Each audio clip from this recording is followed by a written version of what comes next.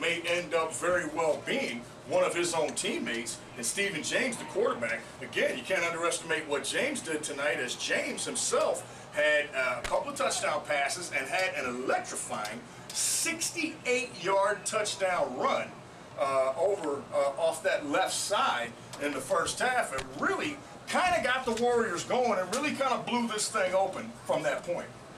Well, the Warriors, they play very smart football, Johnny Kane. You notice when in the beginning of this football game, they start off slow. It seemed kind of competitive. It looked like anybody's game here, and it seems like that the Warriors, this could be a very competitive game. But you always notice whenever we've seen plenty of Warrior games, you always notice that they play smart football. They don't stay complacent. They keep their poise, and they attack. And they wear down their opponent just like an old boxer does his opponent. He wears them down in the ring, and they tend to take advantage of that. They wear their teams down week after week, and I think this is why this team was so successful throughout the whole season. Pressure, pressure, pressure is what these guys live on. They pressure you on offense. They force you into making mistakes on defense. It's been the hallmark of this team the whole year, and again, it has not been without some bumps and bruises for these guys along the road. Even though they finished undefeated, they themselves will tell you that the level of competition in the NMLF was high indeed. And for the West Texas Drillers, nothing to be ashamed of for them, as they have an outstanding football team as well, and they had a terrific first season in the NMLF. You gotta like their spirit, and you gotta like their hard-hitting defense, as well as their gutsy quarterback, Joseph Clater, who got injured early in the football game, but then fought back to come back and to finish out this football game. And for the Drillers, they really fought hard. Yes. From beginning to end in this football game. They were just overmatched by a better football team tonight. Yeah, and that's expected from a quarterback. This is a championship. No more football after this. You got to suck it up. You got to play football. You got to not think about your injuries. You got to put your emotions away to the side right now, because you're playing for something that's huge. You're playing for something that's big. But what you alluded to about the West Texas Drillers, you're right. They don't have anything to be ashamed of. They came all the way to Dallas for the Magnum Cup. They could have been out last week. They could have been beat a week before that. No, they fought and fought and fought and made it all the way here and got the right seeding with that 1-point lead with the DFW Express. Now remember, if we look back on that game could have been very easily lost for the West Texas Drillers, but they hung in there and won at the final seconds of that game to get the right seed that they needed to even make it this far.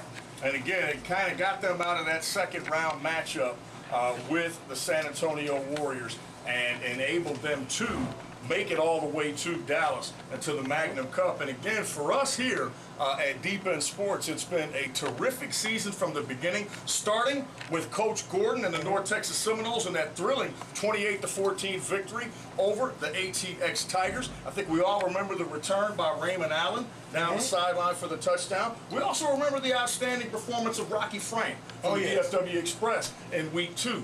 We also got a chance to see another great wide receiver, and that being Jackie Robinson, also of the North Texas Seminoles. And again, we also got a chance to get a look at up close and personal of the San Angelo Spartans, a team that finished in the lower half of the rankings of the NMLF, but those guys played hard every week. And again, if they say that you're only as strong as your weakest link, man, the San Angelo Spartans, that is a fine, fine organization to be considered your weakest link indeed. So when I talk about the NMLF, and I remember the 2009 season, certainly it was very strong from top to bottom. Right. A lot of competition at the top end and at the lower end of the NMLF, but ultimately one team hoisted the Magnum Cup.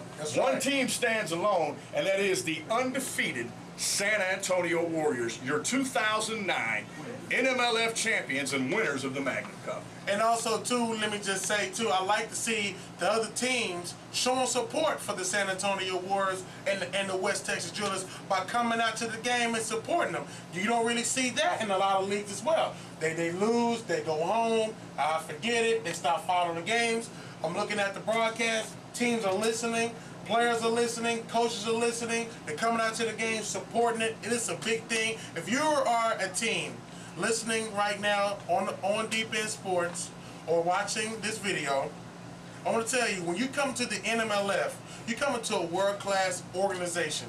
You come into an organization with a lot of professionalism. You come into an organization with a lot of clout. No other league is doing things what the NMLF is doing right now. So don't think about, is this league is a league that's like everybody else? That's absolutely not, because there's lots of things going on in place, and it's going to get even better in the 2010 season.